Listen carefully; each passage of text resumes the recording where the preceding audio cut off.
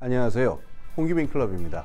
오늘은 전 세계, 특히 유럽과 남미를 휩쓸고 있는 극우파 정당의 약진에 대해서 함께 생각해 보고자 합니다.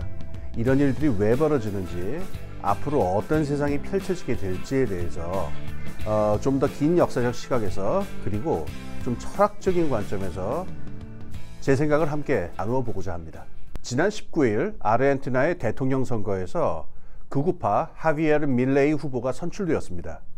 아르헨티나 하면 떠오르는 단어가 두 개 있지요. 우선 하나는 페론주의 이후의 좌파 포퓰리즘 정치고요. 두 번째는 끝도 없이 계속되는 경제 위기입니다. 이번에 선출된 밀레이 후보는요, 현재 경제 위기의 모든 책임이 다 좌파 정권의 탓에 있다, 이렇게 얘기하면서 아주 극단적인 정책을 내걸었습니다. 우선 중앙은행을 폐쇄해 버리겠다고 합니다. 그리고 자국 통화인 페소, 이걸 폐지해 버리겠다고 하고요. 대신 통화를 미국 달러를 가져다가 쓰겠다. 그야말로 파격적인 정책입니다. 지난 22일 네덜란드의 하원 선거에서 헤이르트 윌더르스가 이끄는 극우 정당인 자유당이 제1당으로 올라섰습니다. 윌더르스는요, 이민을 완전히 봉쇄해 버리고 이슬람 사원인 모스크를 폐쇄해 버리고 이슬람 경전이죠, 쿠란을 금지서적으로 만들겠다, 이런 극단적인 입장을 가진 인물입니다. 이 두 나라만이 아닙니다. 지금 유럽은 극우파의 물결이 그야말로 높게 출렁이고 있는데요, 조만간 서유럽 대부분의 나라의 정치에서 이 극우파 정당들이 중심적인 위치를 차지하게 될 것으로 보입니다. 이탈리아는 이미 극우파 정권이 들어선 상태고요. 프랑스에서는 극우파 마린 르펜 후보가 작년의 대통령 선거 결선에서 무려 41.4%의 득표를 올린 바가 있습니다. 심지어 북유럽의 스웨덴과 핀란드에서도요, 극우 정당이 지금 제2당이 되어 있는 상태이고요. 독일에서도 극우 정당이죠, 독일 대한당의 지지율이 지금 집권 여당인 3인당을 제치고 제2당의 자리에 올라선 상태입니다. 스페인에서도 극우 정당이 대두해서 거의 집권 여당의 자리를 넘보고 있는 상태입니다. 여러분이 주의하셔야 될 게 있습니다. 지금 말씀드린 정당들 그냥 보수 정당이 아닙니다. 극우파 정당들입니다. 기원에 있어서는 저 옛날의 파시즘이나 심지어 나치즘에까지 다 있고요. 분명한 인종주의하고 분명한 국수주의를 내걸고서요, 정상적인 민주주의적인 절차를 무시하거나 심지어 부인하기도 하는 아주 극단적인 세력들이라는 겁니다. 따라서 좌우를 막론하고 기존 정당들 어디에서도요, 함께 손잡고 일하는 것을 최소한 지금까지는 단호히 거부하는 경우가 많다, 이런 점을 기억할 필요가 있습니다. 중요한 관건은 내년에 있을 미국 대통령 선거입니다. 여기에서 만약 많은 사람들이 걱정하고 우려하듯이 도널드 트럼프가 다시 대통령으로 선출된다면 그야말로 극우파 포퓰리즘 정치가 세계의 중심부의 집권 여당을 꿰어차는 그런 세상이 올 것입니다.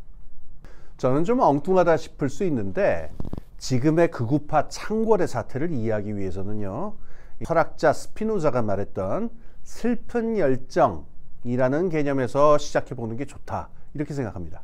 복잡한 철학적인 이야기들, 용어, 논리 다 빼고 그냥 아주 단순 무식하게 설명하겠습니다.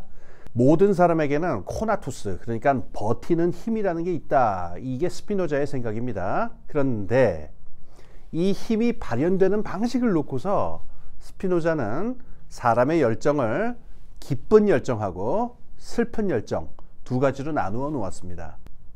먼저 기쁜 열정이란 그 사람이 힘을 더 바깥으로 더 크게 뻗치게 만드는 그런 감정들입니다.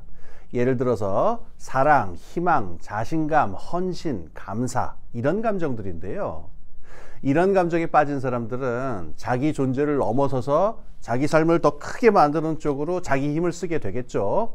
뭐 기쁘기 때문이고 좋기 때문입니다. 그런데 그 반대가 있죠. 이 슬픈 열정은요, 사람을 아프게 만드는 감정들입니다. 공포, 질투심, 증오, 죄의식, 수치심, 뭐 이런 것들입니다. 이 경우에는 사람이 갖고 있는 힘이 몽땅 그 고통과 괴로움을 견디는 쪽으로 들어갑니다. 그래서 이런 감정하고 싸우다 보면은 이 자기 존재가 커지기는커녕요, 갈수록 쪼그라들고 삶은 피폐해져 갑니다. 스피노자는 결국 그러다가 사람이 죽어서 없어지기까지 한다, 이렇게까지 이야기합니다. 저는 정치 운동도 기쁜 열정으로 움직이는 경우하고 슬픈 열정으로 움직이는 경우 두 가지 경우가 있다고 생각합니다. 전자는요, 이 제도도 바꾸고 정책도 바꾸고 그래서 새로운 세상을 만들고 함께 창조해 나간다, 이런 힘으로 움직이는 운동이고요. 후자는 무엇에 대한 증오와 분노와 공포 혹은 죄의식 같은 것으로 움직이는 운동이겠죠. 전자는 갈수록 사람들도 많이 모이고 세상도 실제로 바꾸면서 개인과 공동체가 다 풍요해지는 쪽으로 이바지하지만은, 후자는요, 갈수록 사람들 사이에 싸움과 반목을 만들고 이 돌이킬 수 없는 상처를 만드는 쪽으로 나아가게 되어 있습니다. 그렇다면 정치 운동이 기쁜 열정의 운동으로 나가느냐 아니면 슬픈 열정의 운동이 되어버리느냐, 요걸 가르는 결정적인 계기가 무엇일까요?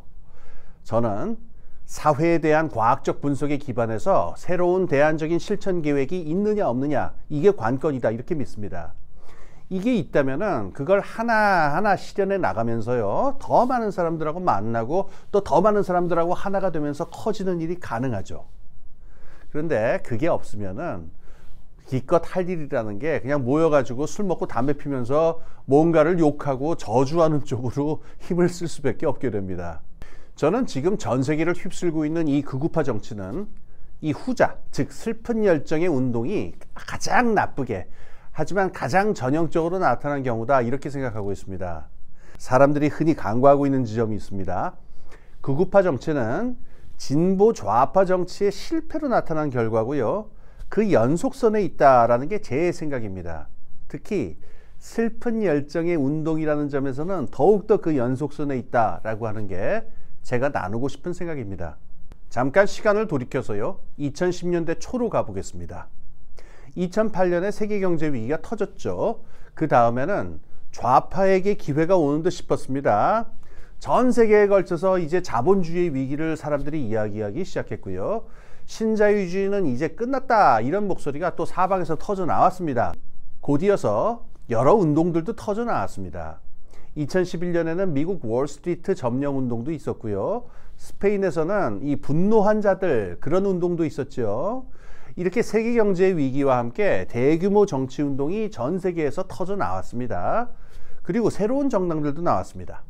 그리스와 스페인 같은 곳에서는요, 이 시리자라든가 포데모스 같은 정당들이 새로운 유형의 모습으로 나타나기도 했고요. 또 사회민주당이라든가 노동당과 같은 기존의 좌파 정당 내에서도 정당 혁신 운동이 거세게 나타나기도 했습니다. 그래서 2010년대 초까지만 해도 지구 정치 경제에서 주도권과 기회는 좌파와 진보 쪽에 있었다, 이렇게 말할 수 있었습니다. 그런데 그것으로 끝이었습니다. 진보 좌파가 이렇다 할 만한 행동 플랜을 내놓는데 실패했기 때문입니다. 이 불평등을 감소시키기 위한 기본소득이라든가, 그다음에 생태 위기에 대응하기 위한 녹색 뉴딜이라든가, 뭐 이런 이야기들이 나오긴 했습니다. 하지만은 그게 이렇다 할 만한 어떤 실천적인 제도와 정책이나 전략 같은 걸로 발전하지는 못했고요. 당장 사람들이 삶의 고통을 겪고 있잖아요. 이 사람들의 삶의 고통을 해결해 줄 수 있는 유능한 정책이나 제도 같은 게 마련된 것도 아니었습니다. 그런 이야기를 하면서 마이크를 잡았던 개인들이 정치가로, 뭐 지식인으로 셀럽이 되고 돈을 벌고 출세하는 일, 그런 일만 벌어졌을 뿐입니다. 진보 좌파는 왜 2010년대에 자신들에게 왔었던 그 천재 이루의 기회를 날려버린 것일까요? 우리가 살고 있는 사회 경제 시스템에 대해서 객관적이고 현실적인 분석이 없었기 때문입니다. 요컨대 정치 경제학이 없었기 때문이죠. 이 막연한 기본소득이라든가 그린 뉴딜 같은 이런 구호들만으로는요, 정책과 제도가 만들어지지 않습니다. 많은 연구와 많은 계획이 필요하고요. 뿐만 아닙니다. 이걸 사람들한테 자세히 또 알기 쉽게 설명하고, 그래서 사람들을 모아서 같이 힘을 만들어내고, 이런 밑바닥으로부터의 작업이 필요합니다. 그래서 스피노자가 말한 기쁜 열정이 사그러들게 됩니다. 그러니까 이 진보 좌파 진영에 모여 있었던 힘은 슬슬 슬픈 열정으로 바뀌어 나가게 됩니다. 2010년대 후반이 되면요, 진보 좌파 운동은 사회 경제적인 모순이라든가 생태 위기 같은 문제들을 가지고 싸우는 게 아니고요. 백인, 남성, 이성애자 등등에게 싸움을 거는 극단적인 PC주의, 즉 워키즘으로 변질됩니다. 그래서 Cultural War, 즉 이른바 문화전쟁의 수렁 속으로 한 걸음 한 걸음 빠져들게 되죠. 물론 여성, 성소수자, 유색인종들의 고통과 좌절, 또 분노와 저항 같은 것이 없을 수 없습니다. 하지만 이런 것들만 가지고서 세상을 바꿀 수는 없죠. 슬픈 열정의 운동이 돼가지고 사회 전체에 깊은 상처를 남기게 될 그런 위험이 아주 큽니다. 2023년인 지금 극우파 바로의 기초가 되는 중대한 쟁점들 한 4가지를 꼽을 수 있습니다. 첫째는 이민자 문제, 둘째는 물가 안정과 생활고 문제, 셋째는 기후위기 대응 정책에 대한 반발과 저항 문제, 넷째는 전쟁 등으로 인한 안보 불안 문제 같은 것들입니다. 지금 말씀드린 4가지 문제는요, 이 현실을 살아가는 서민 대중들한테는 정말로 크고 심각한 문제들인데요. 하지만 기존의 정치권이나 제도로 과연 풀 수 있을까라고 기대하는 사람들이 많지 않은 문제들이기도 합니다. 그러니까 사람들이 그냥 극단적인 주장으로 팍팍 질러대는 극우 정치인들에게 그냥 끌려가게 된다, 뭐 이런 이야기가 되겠습니다. 문제는 이게 슬픈 열정이라는 겁니다. 극우 정치인들에게 표를 준 사람들도요, 마음속으로는 잘 알 겁니다. 저 사람들도 기존에 무능하고 부패한 정치인들하고 근본적으로 다른 종자들이 아니다라는 사실입니다. 그래서 저기에 표 던져봐야 뭐 딱이 뾰족하게 뭔가 해결되는 것도 아니라는 것도 잘 알 겁니다. 그냥 기존 정치에 대해서 또 기존 질서에 대해서 부정과 화풀이로 표를 던지는 것에 더 가깝습니다. 지금 전 지구를 휩쓸고 있는 극우파 정치의 바람은 새로운 현상이 아닙니다. 새로운 삶의 질서가 태어나 주어야 하는데 태어나지 않고 있습니다. 그런 가운데 세상의 에너지가, 또 인류의 에너지가 지금 슬픈 열정으로 변질되고 폭폭 썩고 있는 현상일 뿐입니다. 잘 알려진 안토니오 그람시의 말대로 낡은 것은 죽었는데 새로운 것은 태어나지 않고 있는 순간, 그때가 위기인 셈입니다. 우리 홍기빈 클럽은 우리가 꿈꾸고 희망하는 미래의 모습을 구체적으로 담아내서 이 기쁜 열정으로 에너지를 바꾸는데 열심히 동참하겠습니다. 그러니까 호시탐탐 스탠바이 해주십시오.